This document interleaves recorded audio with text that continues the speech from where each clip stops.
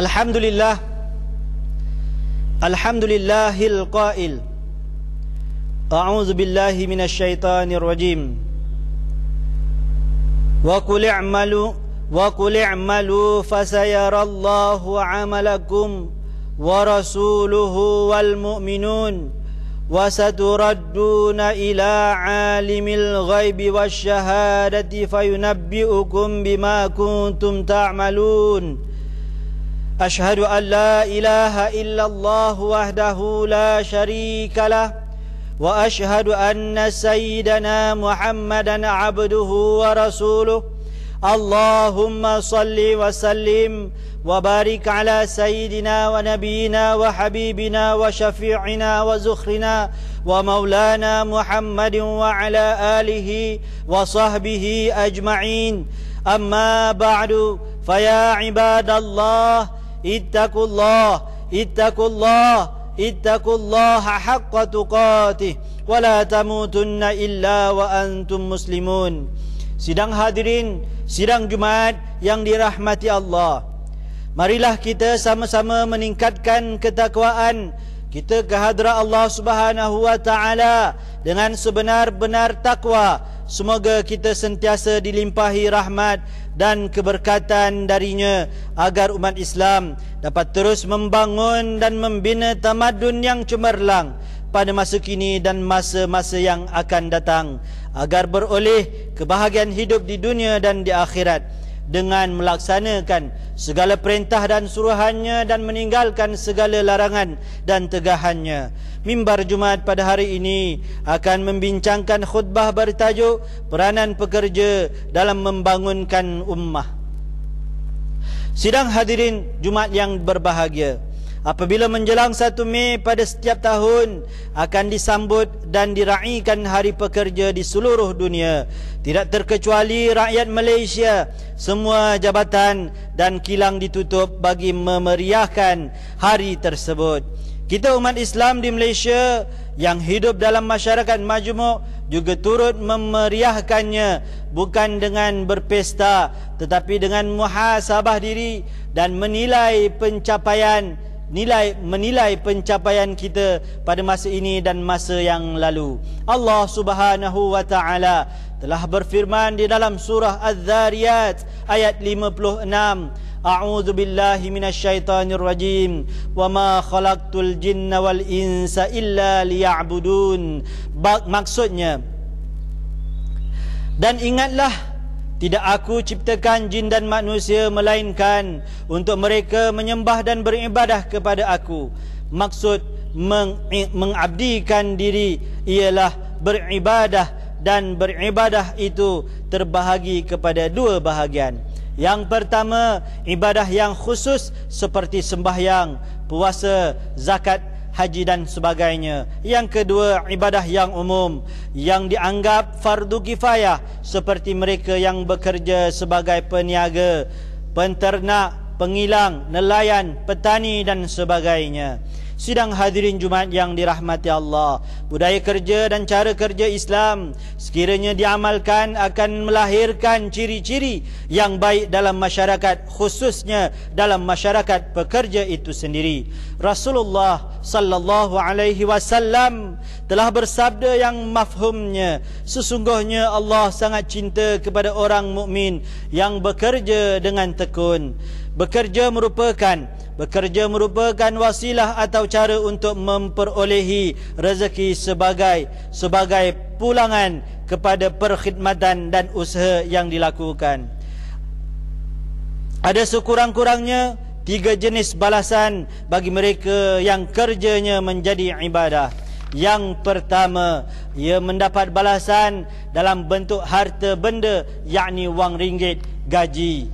Yang kedua, ia mendapat balasan dalam bentuk kepuasan kerana telah menyelesaikan kerjanya.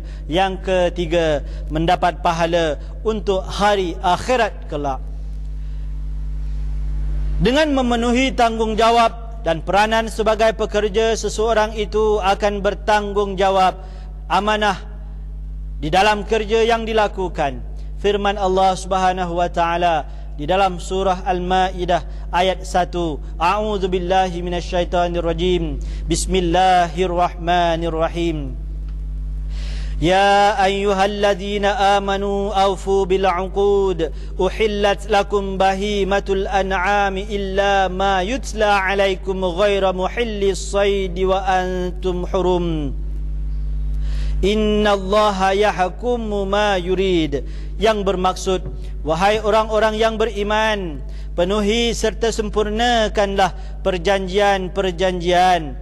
Dihalalkan bagi kamu memakan binatang-binatang ternak dan sebagainya, kecuali apa yang akan dibacakan tentang haramnya kepada kamu. Halalnya binatang-binatang ternak dan sebagainya itu tidak pula berarti kamu boleh menghalalkan perbuatan ketika kamu dalam keadaan berihram. Sesungguhnya Allah menetapkan hukum apa yang Ia kehendaki. Sidang Jumaat yang dirahmati Allah, berbicara tentang peranan pekerja. Sayyidina Ali bin Abi Talib karamallahu wajhah ketika menjadi khalifah yang keempat telah ditanya oleh salah seorang rakyatnya, mengapakah semasa Umar Al-Khattab menjadi khalifah dahulu negara kita begitu aman sekali, rakyat dapat hidup dalam keadaan sejahtera dan selamat, tetapi semasa tuan menjadi khalifah negara kita begitu huru-hara sekali. Peperangan sesama kita juga berlaku.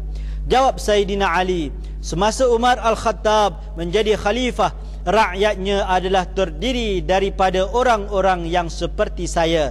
Tetapi masa saya menjadi khalifah, rakyat adalah terdiri dari orang-orang yang seperti engkau. Daripada jawapan Sayyidina Ali bin Abi Talib itu, kita boleh buat beberapa kesimpulan, iaitu pekerja mempunyai peranan, tanggungjawab, mengetahui matlamat dan tujuan, patuh kepada pemimpin dalam menentukan kejayaan sesebuah organisasi. Cuba kita bayangkan, cuba kita bandingkan suasana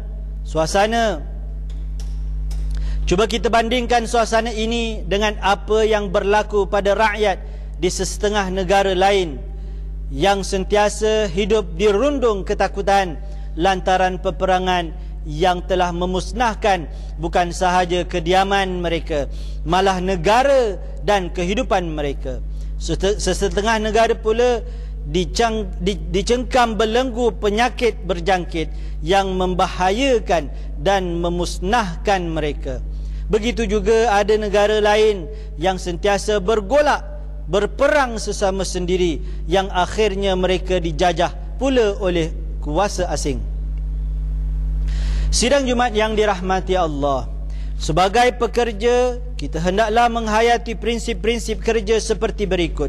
Pertama, bekerja lebih gigih bagi mencapai matlamat perkhidmatan awam terbaik dan bertaraf dunia. Pernyataan syukur kepada Allah dan terima kasih kepada kerajaan tidak mencukupi, melainkan setiap anggota perkhidmatan awam membalas kepercayaan dan penghargaan oleh pemimpin dan rakyat tersebut dengan meningkatkan produktiviti dan kualiti bekerja dengan lebih cekap dan gigih untuk memperbaiki sistem penyampaian perkhidmatan kerajaan. Selain daripada itu, setiap pegawai mestilah memberi nilai tambah kepada perkhidmatan dengan mengurangkan kerenah birokrasi. Sikap mesra, telus, responsif dan mementingkan kehendak pelanggan. Tiada alasan bagi penjawat awam untuk melakukan perkara yang negatif yang boleh merosakkan imej perkhidmatan dan merugikan diri sendiri. Menurut Dr. Yusuf Al-Qardawi dalam kitabnya Al-Ibadah fil Islam, menggariskan beberapa perkara prasyarat kerja yang kita laksanakan dinilai sebagai ibadah. Yang pertama, mestilah mempunyai niat bagi mencari keredaan Allah Subhanahu wa taala dengan berkhidmat dengan ikhlas bagi mencari rezeki yang halal. Yang kedua, pekerjaan tersebut diakui oleh Islam. Yang ketiga, sepanjang bekerja tersebut ia tidak menganiaya dan mengambil harta orang lain, sama ada menipu, mencuri maupun terlibat dengan rasuah. Yang keempat, pekerjaan tersebut dilakukan dengan kesungguhan dan penuh komitmen. Yang kelima, ia tidak meninggalkan tuntutan ibadah khusus seperti meninggalkan sembahyang, solat ataupun enggan mengeluarkan zakat. Yang kedua, mengurus kewangan secara bijak dan berbelanja secara berhemah.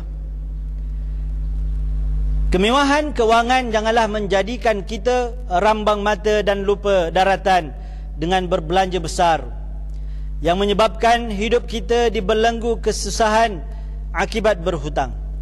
Sebaliknya, kita menggunakan sumber gaji atau sumber pendapatan kepada perkara-perkara yang lebih memberi manfaat seperti pendidikan anak-anak, pelaburan dan simpanan untuk masa tua, serta ibadah yang memerlukan sumber kewangan seperti ibadah haji.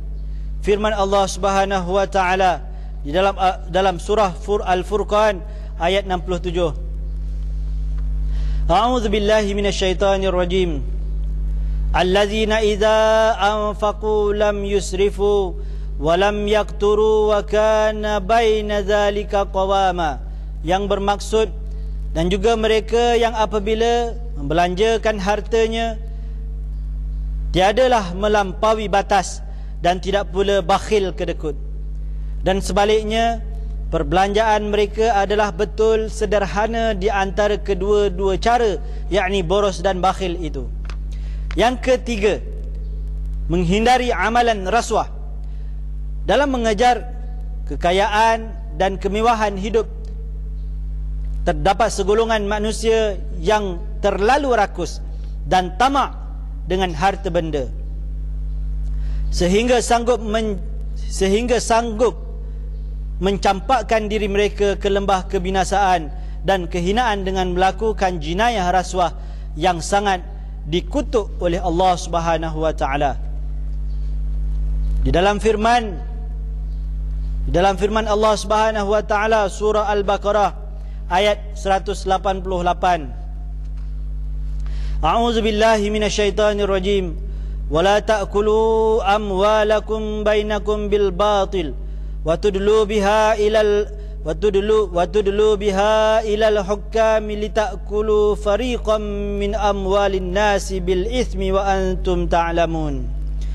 Maksudnya, dan janganlah kamu makan, yakni mengambil harta orang lain di antara kamu dengan jalan yang salah, dan jangan pula kamu menghulurkan harta kamu, yakni memberi rasuah kepada hakim-hakim kerana hendak menahan, yakni mengambil sebahagian daripada harta manusia dengan berbuat dosa, padahal kamu mengetahui salahnya. Sidang Jumaat yang dirahmati Allah, marilah kita pada hari ini merealisasikan konsep kesyukuran dan dengan sebenar-benarnya dalam kehidupan kita, agar kehidupan kita lebih diberkati oleh Allah Subhanahu wa taala dan dikurniakan dengan nikmat yang melimpah ruah. Firman Allah Subhanahu wa taala di dalam surah Luqman ayat 12 yang bermaksud, dan sesungguhnya kami telah memberi kepada Luqman hikmah, kebijaksanaan, serta kami perintahkan kepadanya, bersyukurlah kepada Allah akan segala nikmatnya kepadamu. Dan sesiapa yang bersyukur, maka faedahnya itu hanyalah terpulanglah kepada diri sendiri.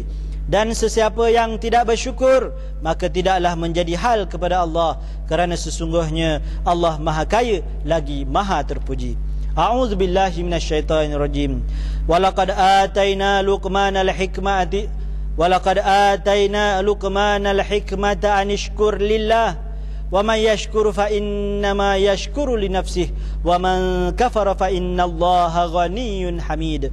بارك الله لي ولكم بالقرآن العظيم ونفعني وإياكم بما فيه من الآيات وذكر الحكيم وتقبل مني ومنكم تلاوته إنه هو السميع العليم.